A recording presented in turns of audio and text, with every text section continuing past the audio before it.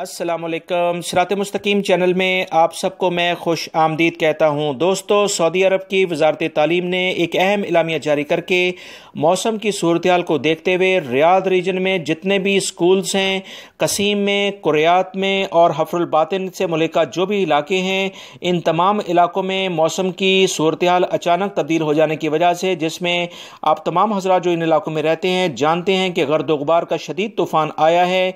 इस तमाम सूरत हाल के बाद सऊदी हुकूमत ने फैसला किया है कि इन इलाकों में कल स्कूल नहीं खोले जाएंगे, यानी बुध के रोज़ तमाम इंटरनेशनल स्कूल्स, प्राइवेट स्कूल्स और गवर्नमेंट के तमाम स्कूल्स बंद रखे जाएंगे ताकि जो भी बच्चे हैं उनकी सेहत पर किसी भी किस्म के कोई गलत किस्म के असरात मुरतब ना हों।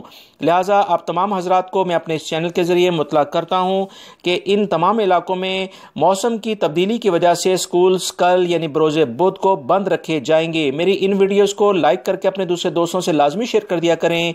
अस्सलामु अलैकुम।